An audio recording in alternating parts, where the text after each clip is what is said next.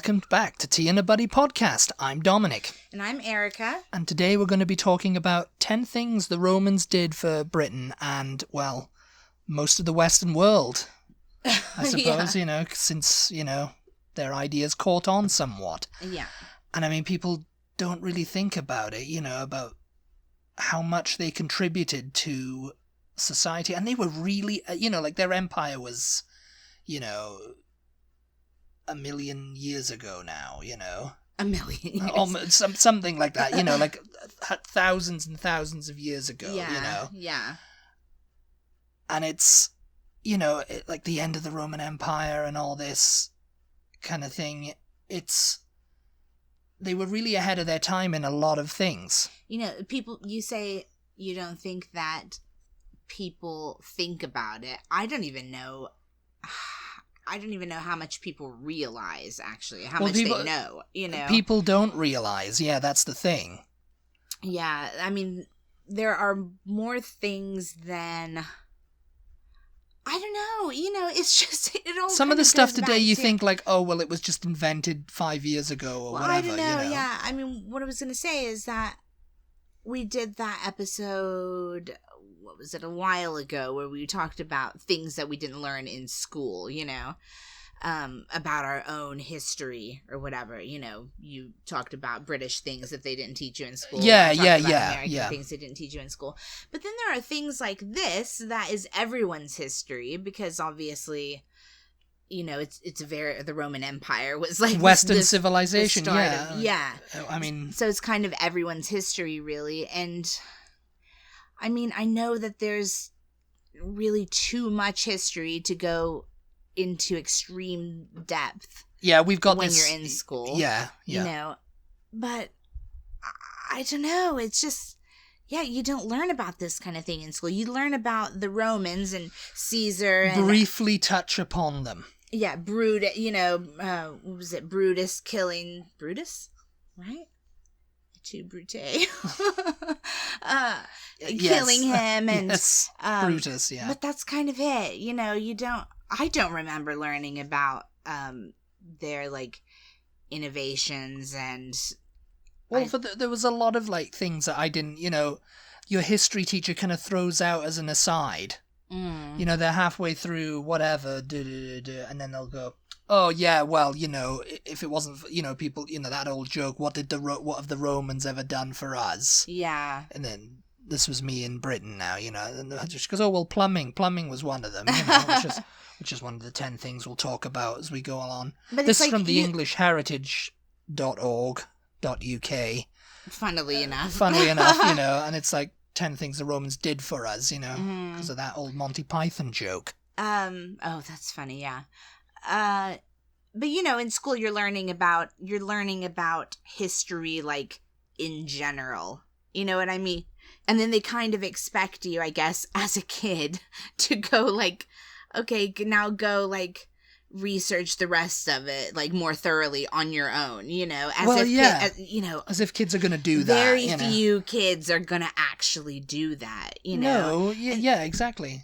And so it's up to us as adults to look into these things when we get older and we do get more curious and more interested in the history of it all. But anyway, to get to the list. Yeah. I mean, there's a lot of like things from the obvious, and they've put in here from the obvious architecture and hygiene. Well, and it's kind of like, that's it's the main obvious. Thing. It's like, because there's a lot of people probably over here that think, oh, America invented all that. The things I would think about when I think about the Roman Empire, the Roman columns.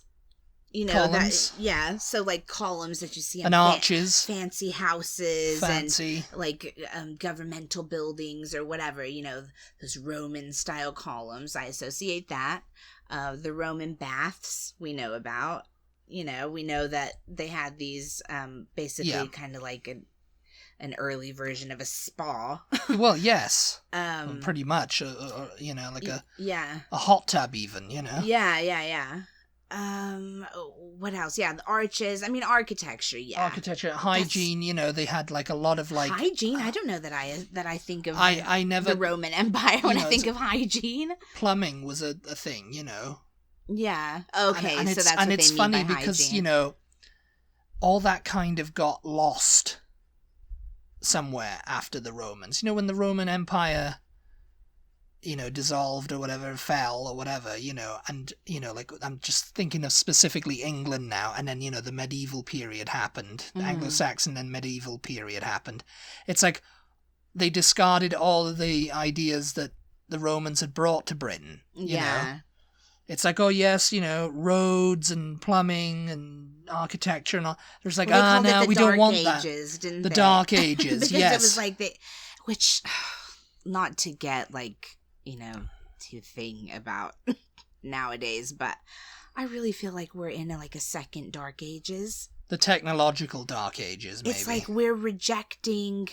I don't know. I feel like we're just regressing as people in so many ways. It's like I really feel like we're going into a second Dark Ages. We're I think and you know, technology has played a massive part in that, you know, because it's mainly, you know, just to kind of get off the topic here, it's mainly because people are taking stuff for granted now. Because, oh, I've got my phone, I don't need anything else. Yeah. You know, it's like I don't need to know stuff. I've got my phone to help me.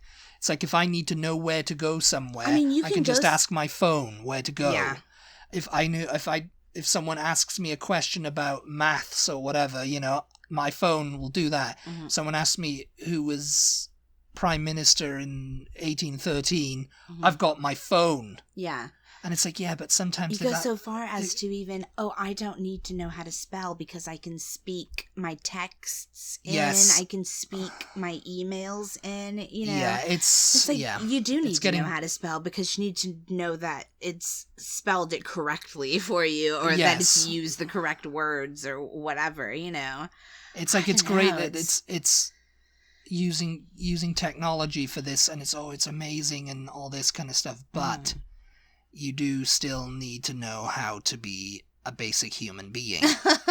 You can't rely on technology. Like machines are just going to take over the world and we're going to end up being like... the slaves, Anyway, onto the list.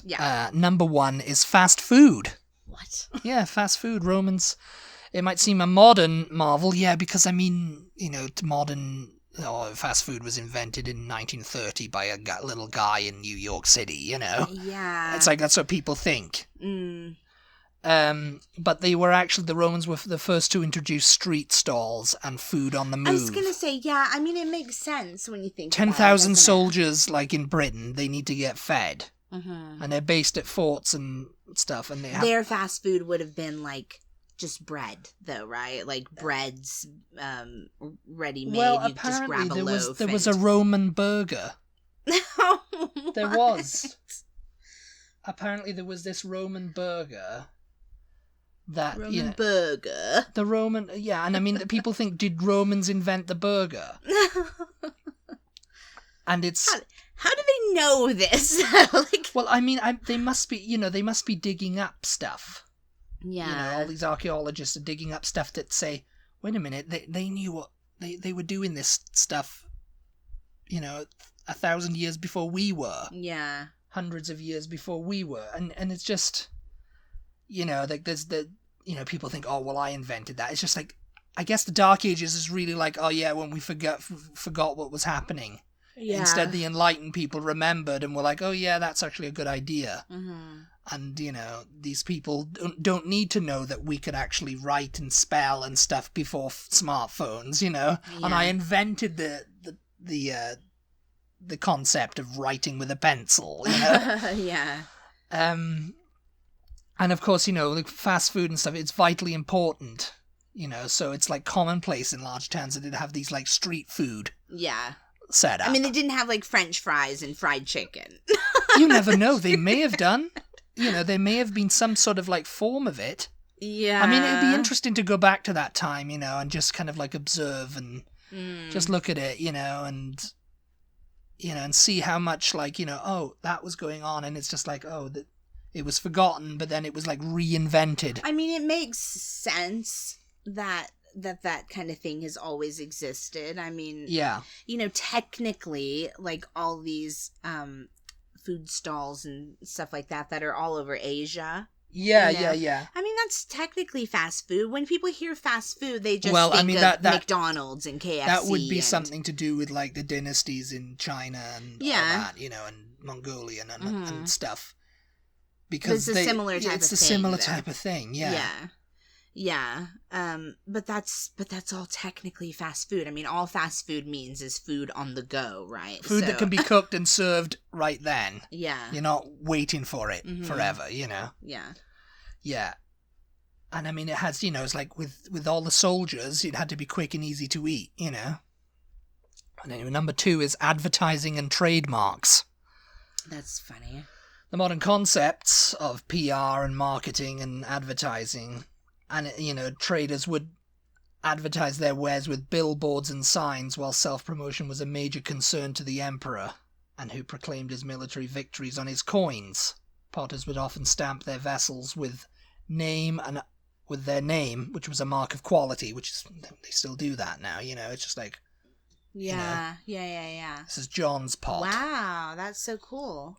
And it's just like, and billboards as well, just like, Billboards. I mean, I'm trying to think what a Roman billboard would have looked like, like, the pottery marks, though. Yeah, I mean, that is advertising, isn't it? Yeah. I never really thought about that, but I mean, someone said, cool. Who's this bowl made by? Oh.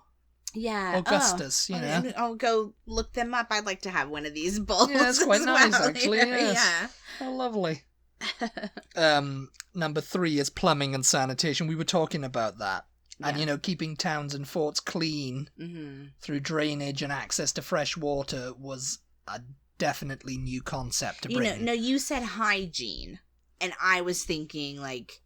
teeth brushing, shampoo, deodorant, things like that. I wasn't thinking, but obviously, plumbing and sanitation toilets and baths is hygiene, toilets and baths and stuff like that. It's it makes sense they would have been inventing it, or at least copying the idea from someone who did, and adapting it, because you had the baths, so you'd be clean in that, and then because you needed somewhere to, like, go toilet and just make it go away, instead of just doing it into a hole like they did in medieval times, Well, and it's like, how did they forget to do that? I'm thinking about that, because then you think, like, because the Romans went into Britain, right? Yeah, they completely and utterly took over. Why? Well, England anyway. But British people did not adopt the plumbing for ages afterward. They didn't. No, they just had, like, chamber pots and stuff like that. Yes, chamber where pots. They had to carry outside. Or they just, in a hole in the ground somewhere, which is kind of what some places in China still do that, Yeah, I mean, I guess that's kind of plumbing. It's the same thing as a toilet, though. Yes, but it's plumbing. But it's just in the ground. It's not a. They had like sanitation, waste extraction, and I think flushing of, like, waste. Yeah. So it wouldn't just stay there and just stink up the whole place and whatever, and cause, like, disease or whatever, I mean, when the Roman Empire fell, people just kind of, like, forgot about it. Because, I guess the lunatics got hold of the asylum in a way and just decided, oh yeah, we're just going to keep doing what we've done. Yeah. And that'll be fine.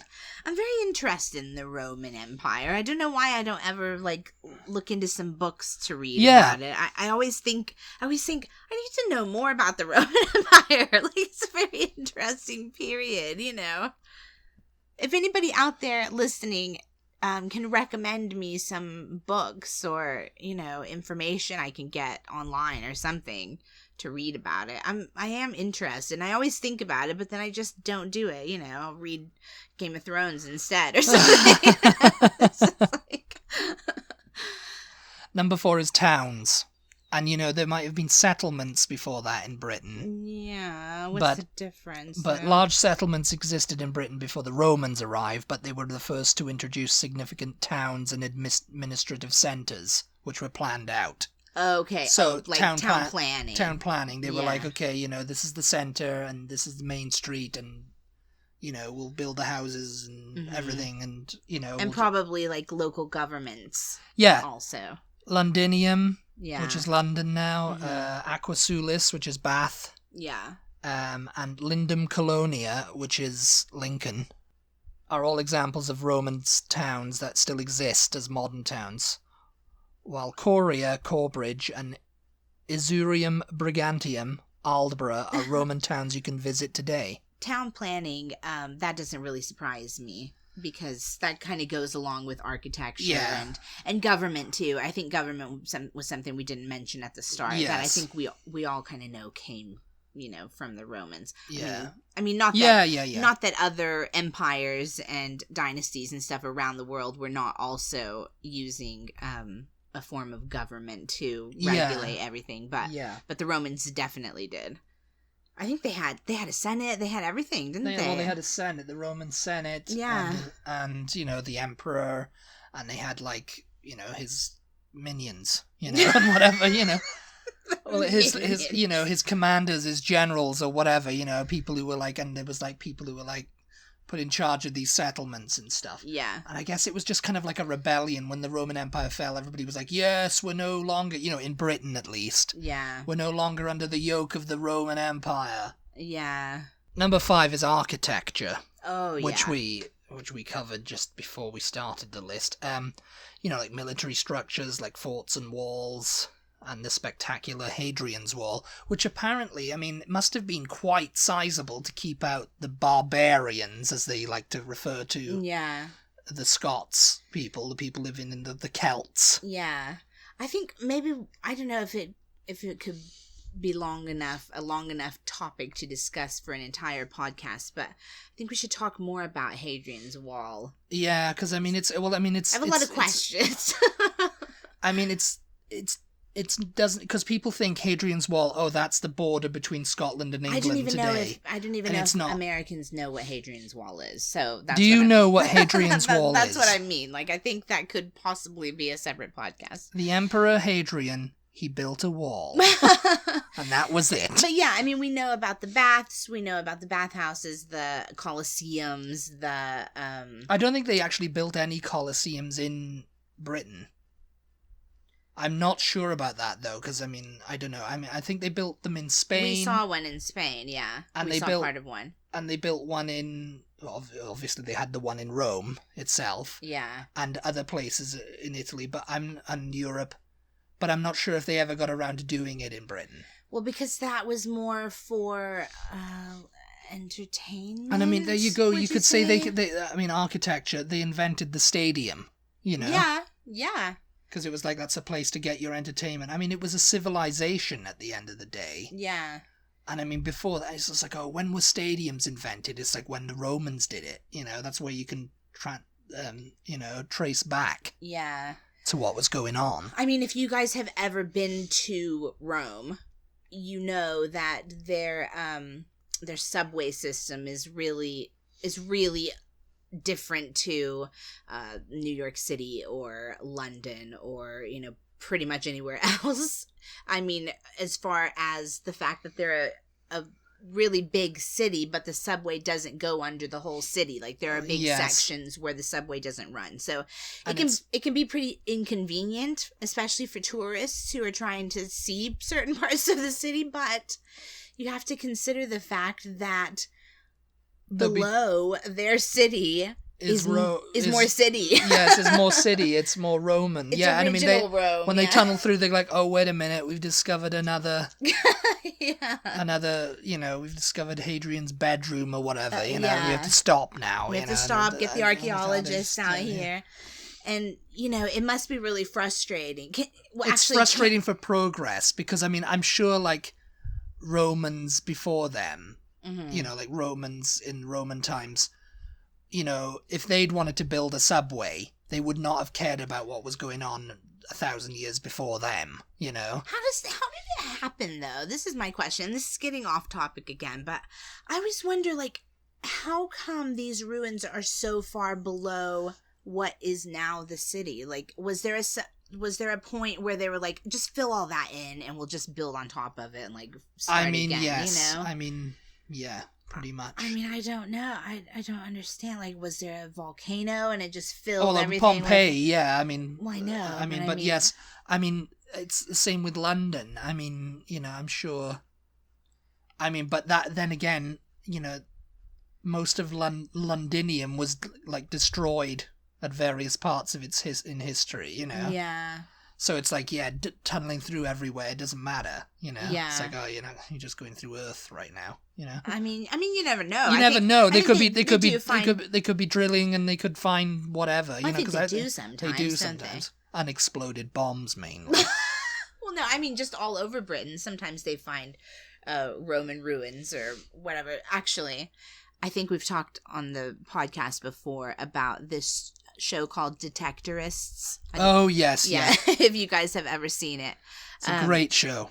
It's about a couple of guys who they like to use their metal detectors and just basically go around like open fields and things like that. Yeah. And ultimately they're looking for, they want to Roman find gold. Like, yeah, you know? Roman gold, like really ancient. They want to find that literal chest of Roman gold that was left there. I don't even know. Is it about the money? I think it's more about the history for them. It's more about like the actual act of doing it, because you know they come across something and they're just like, oh yeah, I'll get a few quid on that for an eBay, you know. It's like, oh, I'll sell it on eBay. I think they're, but when they found, I think, didn't they find something that was sort of old? And they're like, oh wow, this is really amazing. Yeah. You know, I think for them, they want to find like, yeah, they want to make a discovery. You know, well, that's what it is. They want to like one up their fellow detectorists who are doing the same thing. Yeah. So I wonder, metal detecting clubs. You know, so obviously there is sort of an idea across Britain that there are things still to be found around Britain, you know, that people don't know about. There's obviously, you know, that idea amongst, you know, yeah, Roman Empire enthusiasts. I don't know what you would call them, but you know, I mean, yeah, Romanophiles. Is that what you would call them? Sure. Yeah, I mean, I don't know, like Anglophiles, you know. Yeah. It's just that kind of thing, you know. Roads, number 6 is roads. Oh God, yeah. I mean, speaking of that, you know, it's just like, and there's still some Roman roads that exist in Britain, like A1. Mm-hmm. The A1 was an original Roman road. Yeah. Up to the north, you know. Yeah.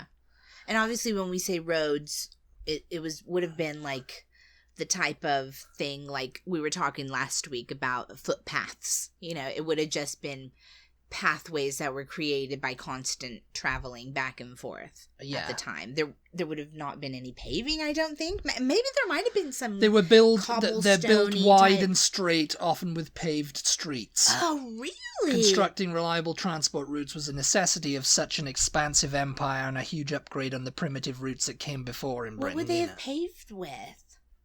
Stone, I guess, because before the architecture, you know, in Iron Age Britain, it was, you know, small and round. They were made of timber and often round in form, you know. Yeah. The Romans built in stone and straight lines on a grand scale. Yeah. And, you know, there's like the bridge, you know, when they built bridges as well. They were the ones who were like, okay, we need a bridge. Yeah. Across this thing. We've got to be able to cross this water. Yeah. Somehow. And we need like a stone bridge that's going to last, you know. Yeah. And, you know, roads were another thing, you know, it was just kind of like, oh, this dirt track is horrible.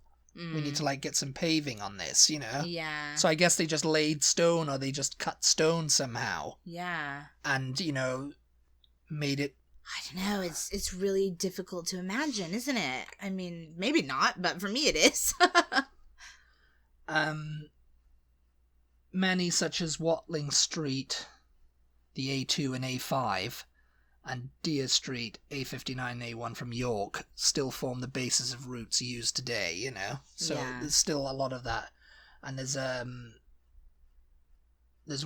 road that was built on top of Hadrian's Wall in the 18th century. You know, so they followed that route. They just did what, you know, just built a road on top of the wall. So I thought the A roads were they're not the little winding country lanes. No, those are like... Yeah, I mean, The Romans were like, no, we need a straight path to get across here. Like, none of this winding around nonsense. They can be part of them, yes. Mm-hmm. I mean, the little windy country lanes. I hate those windy ones. Those are usually based on, like, stuff that was, like, maybe just a little bit pre-Roman. And the Romans just paved them because they were just like, oh, they're there, let's just pave them anyway. Yeah. And then, you know, of course, and it's not like original paving. You're not going to go there and see original paving, but, you know, it's the route is still much the same as it has been for 1,000 years, you know? Yeah. But yes, I mean, the windy country roads that were built just for, like, one person on, you know, they weren't taking into account today's, like, expansive, like, oh, yeah, you know. Yeah. 2-car system or 3 lanes or whatever it is, you know. Number 7 is our calendar. Oh, yeah. Yeah, the Julian calendar was the first to consist of 365 days, along with a leap year for every 4 years. It forms the basis of the Gregorian calendar we use today. Huh, yeah. And the names of the months derive from Roman months, reflecting the important Roman impact on our modern diaries. This is most obvious for July and August, which are named after early rulers Julius Caesar and Emperor Augustus. So there you go, you know, July and August, you know, Julius Caesar. So my birthday month is in honor of Julius Caesar. That's really cool. And of course the Ides of March. Oh, wait a minute, that's something different, isn't it? Yeah. Oh, no, it's not. The Ides of March, I think that's when Caesar was killed. Yeah. I mean, what do you mean? So it happened in March. Yeah, I guess so. So yeah, that's another thing to do with Romans. I think he was like, you know, they plotted against him or something. That's why they call it the Ides of March. Yeah, you know? Yeah. Currency. Obviously, they kind of invented money. Yeah, I mean, isn't that a little bit difficult to say that it was specifically them? I mean, maybe some of the tribes in the south of England. Because there were tribes. I mean, in the south of England.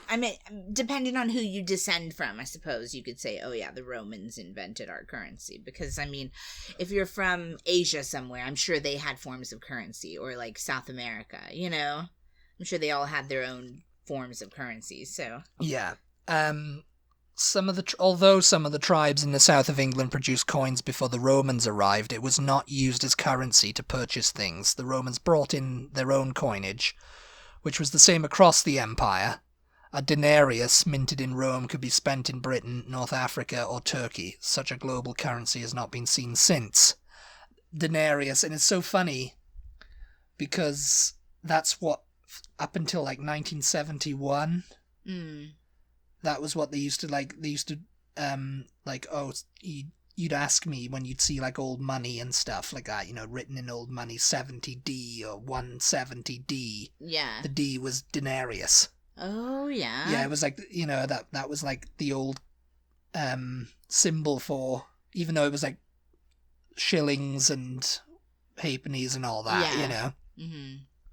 But that got rid of, like, they got rid of that with decimalization, you know, because before that it was kind of weird. Like now they call it sterling, right? Pound sterling, yeah.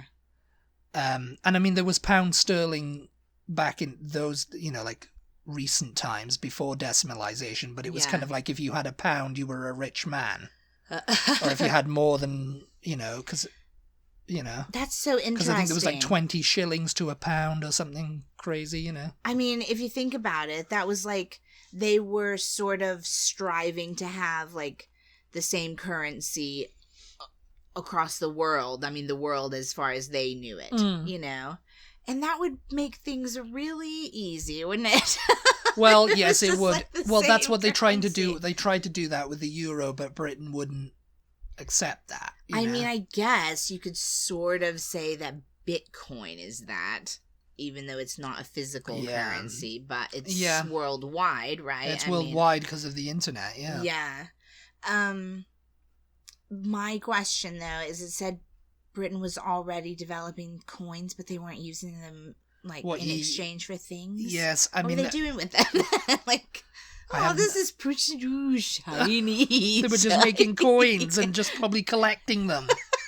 sharing them. It's like he just had one of those little like, hello, books. Bob. I made a new coin the other day. Do you want to see it? It's like, yeah, go on then. Just like Stein. trading them, and like Yeah. they had those little books like that they put them in, like little stamp collections. They're just like little coins. It's like, we've got our coins, but we know where to spend them. It's like, don't worry, son. We're from the Empire, so you don't need that money anymore. Because, I mean, I guess archaeologists are like, oh, this isn't Roman. This is pre-Roman. Yeah. But it's like, what were they doing with these coins? It's like, I mean, and what were they? Yeah, I mean, what were they? Yeah, I guess it was like, oh, it's a coin. They were just doing it. Yeah. Not to purchase things. They were just, just got me coins. How many coins you got over there? I'm good. Number 9 is Latin.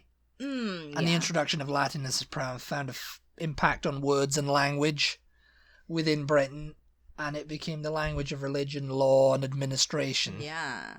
And a great many modern words still derive from this language. I think when I was in high school, they still offered Latin as a language option. I don't know that they do anymore.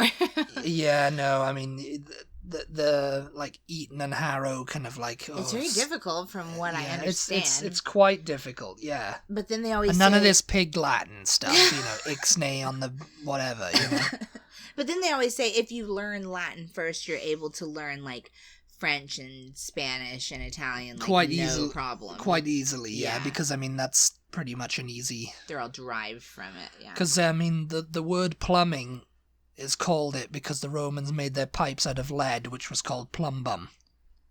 Plumbum. I wonder why... And the Latin word sinister meant left, which the Romans considered to be bad luck. I wonder why. I wonder if it had something to do with the association with the Catholic Church that Britain was not more...